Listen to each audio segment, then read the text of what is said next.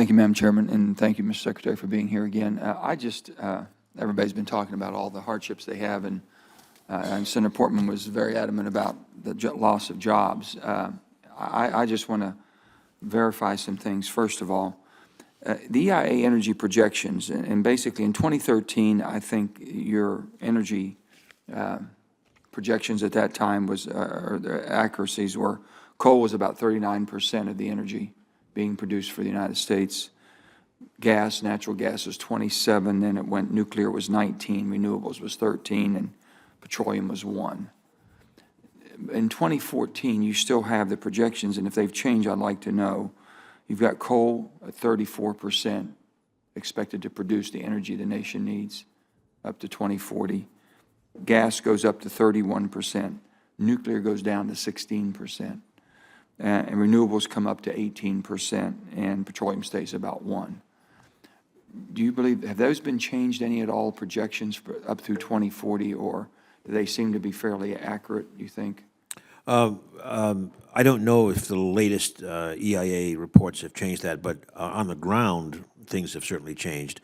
Last year, 2015, I believe coal came slightly below that, and natural gas slightly above that. Certainly for, at least for 5 months of the year, natural gas had a higher market share than coal last year. Yeah. I think nuclear hung closer to 19 for last year, but if you mean out to 2040, I'd have to go back and okay, I'm just saying, so in that ballpark, let's say if coal's either at 34, 30, whatever, it's going to be in that 30 range. I mean, you all I think I've seen some projections that would go lower than below 30. But let me tell you what's happening, Mr. Chairman, Mr. Secretary, is just to give you an idea, just a sketch of what's happening in this and the unbelievable damage that's been done to West Virginia. I'll give you just 3 counties, 3 of my most highest producing coal counties in southern West Virginia: Mingo County, Logan County, and Boone County. That's in our southern. That's where our highest qualities of coal come from: low sulfur, stoking coal. In 2009, the unemployment rate in Mingo County was 4.9%. It's now 11.9%.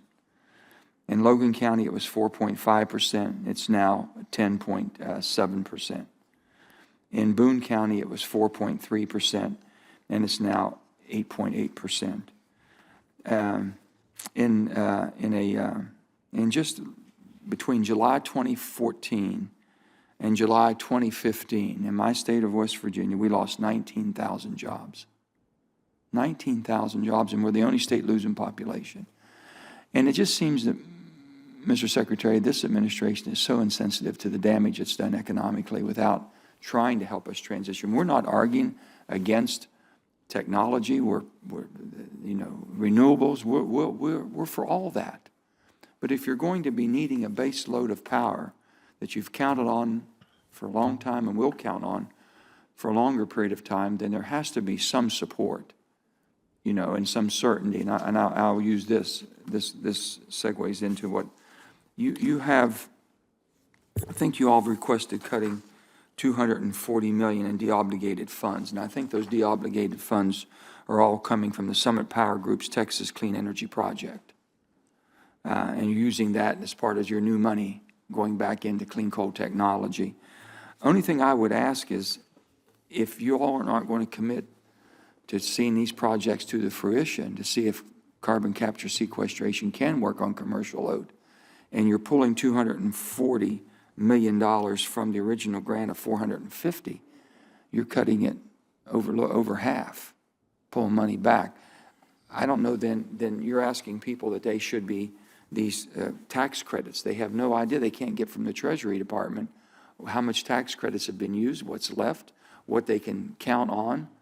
So there's no certainty. And I think when you see they're not taking the guaranteed loans again. So even though I know we're talking, we talk, and I know the administration has the appearance of wanting to do clean coal technology, nothing's happening.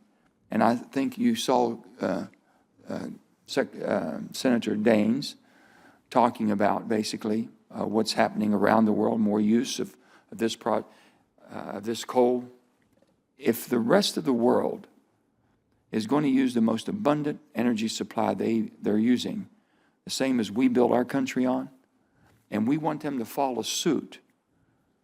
If they follow suit with what's happened in my state of West Virginia, the economic damage that's been done, and there's no way they're expected to follow that.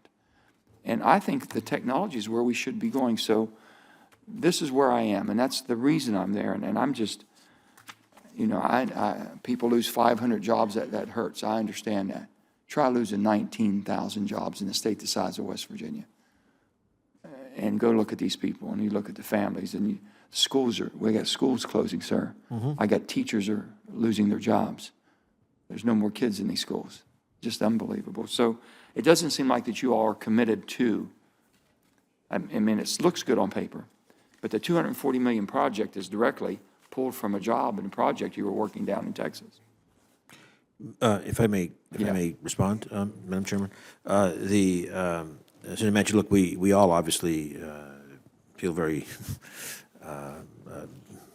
very much appreciate the social impacts of that kind of job loss, et cetera. I do want to emphasize that, first of all, we do have there are administration-wide programs with regard to helping transition communities, the Power Plus plan.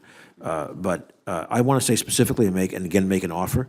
2 years ago, I brought in two excellent people to start up a jobs strategy council focusing on specifically jobs in energy.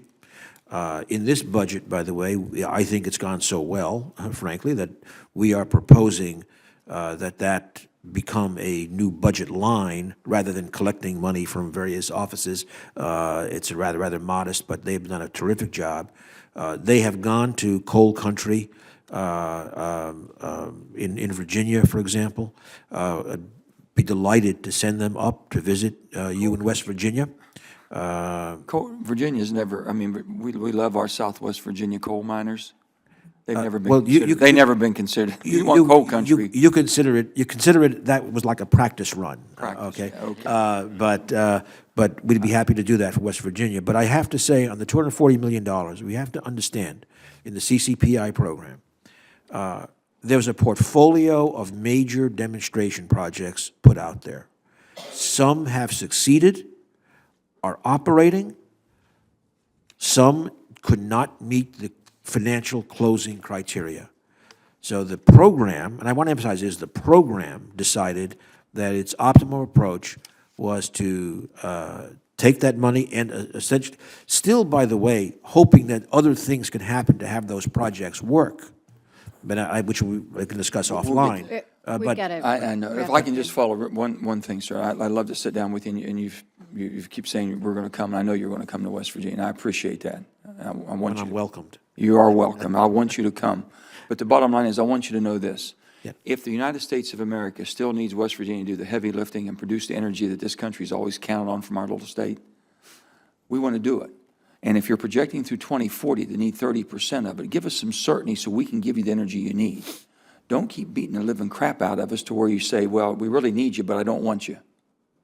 That's what's happening, and the uncertainty is killing us, sir. And I'll end on that. Thank you.